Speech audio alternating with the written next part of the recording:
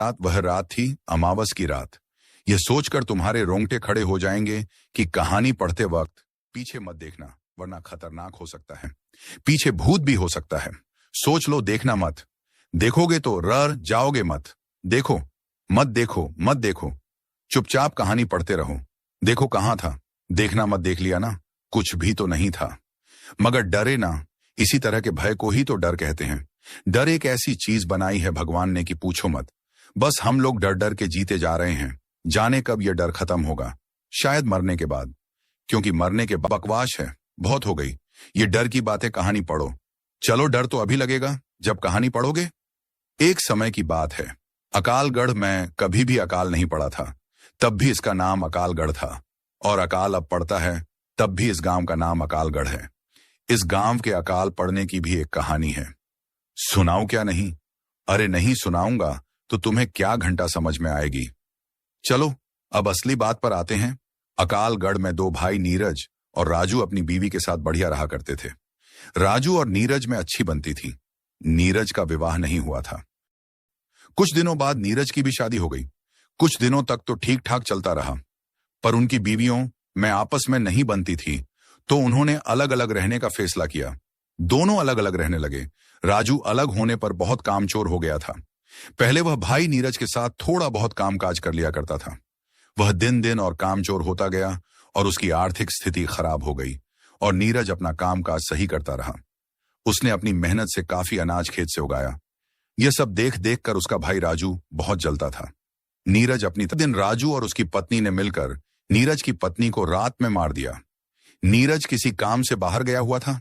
दोस्तों, वह रात अमावस्या की रात थी। चांद अपनी पूरी रोशनी पर था। तारे टिमटिमा रहे थे। रात बिल्कुल शांत थी।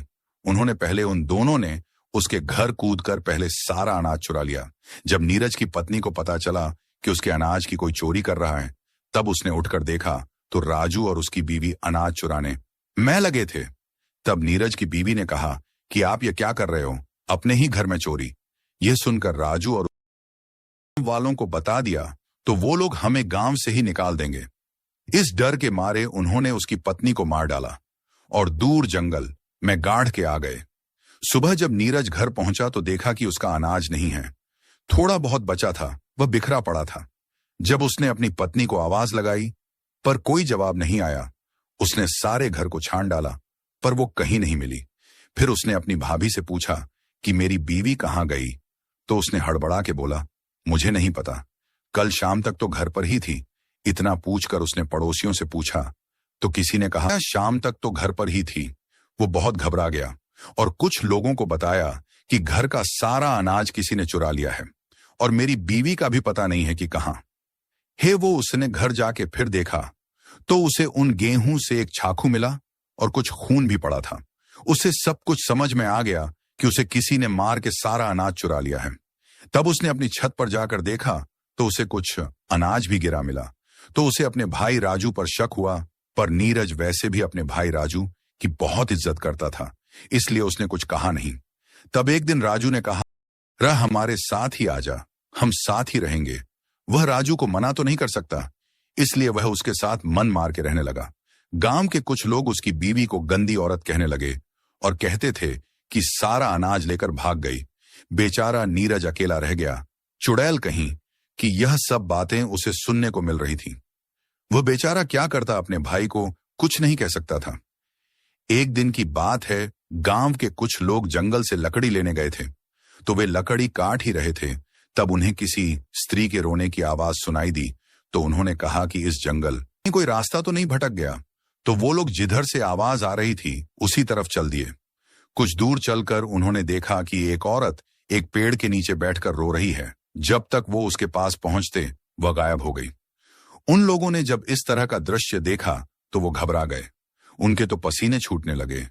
तब एक आवाज आई कि अब तुम लोग कभी भी इस जंगल से लकड़ी नहीं काटोगे और जो भी यहां लकड़ी काटने आएगा वो जिंदा वापस नहीं जाएगा। और तुम लोग मुझे चुड़ैल कहते हो ना, तो चुड़ैल सही, आज से तुम्हारे गांव में कभी पानी नहीं बरसे। लोग भूखे मरोगे, यहां सिर्फ अकाल पड़ेगा और अमावस की रात एक लाश तुम्हारे गांव में जरूर मिलेगी। जाओ तुम सब गांव वालों को जाकर बता दो। आज से 3 दिन बाद अमावस्या है। एक आदमी की मौत जरूर है। जिसने भी मुझे मारा है वो बचेगा नहीं। मेरा अनाज खा करके मुझे चुड़ैल कहते हो। गांव वालों, मैं तुम्हें छोड़ूंगी नहीं। आज मैंने तुम्हें बख्श दिया। जाओ जाओ जाओ, चले जाओ। मेरे जंगल से मुझे अकेला छोड़ दो। जाओ, मुझे तैयारी करने दो। जाओ। और फिर रोने लगी। वो लोग डर गए। ये सब क्या था? स्त्री रोने का कारण क्या था? एक आदमी बोला, अरे वो तो थी कि मेरा अनाज चुरा लिया और मुझे मार दिया। इसका मतलब यह नीरज की बीवी थी जिसे किसी ने अनाज के लिए मार डाला है और वह चुड़ैल बन गई है। तभी एकदम एक भयानक चेहरा उनके सामने आया। तुम लोग अभी तक गए नहीं? जाओ यहां से, वरना मैं तुम्हें भी मार दूंगी। उनके तो होश उड़ गए। भागो भागो, चुड़ैल चुड़ैल, ऐसा कहते हुए वह गांव पहुंचे। सारे के सारे ऐसे हाँफ रहे थे। जिंदगी में इतना कभी नहीं भागे होंगे। गांव वालों ने इस तरह उन्हें भागते हुए देखा तो कहने लगे, क्या हुआ चुड़ैल? विराट का धन्यवाद किया। सुबह होते ही विराट ने कहा, अब मुझे चलना चाहिए। सब गांव वालों की आंखों में आंसू आ गए और सबको राम राम करके विराट आगे बढ़ गया। मां के लिए एक सब्सक्राइब कर दो। आप लोगों को कहानी अच्छी लगी हो तो बहुत अच्छी बात है। आखिरी तक ये कहानी जरूर देखिए आप लोग। क्या कहानी से बच्चों को दूर रखना ठीक है, ये वीडियो से है?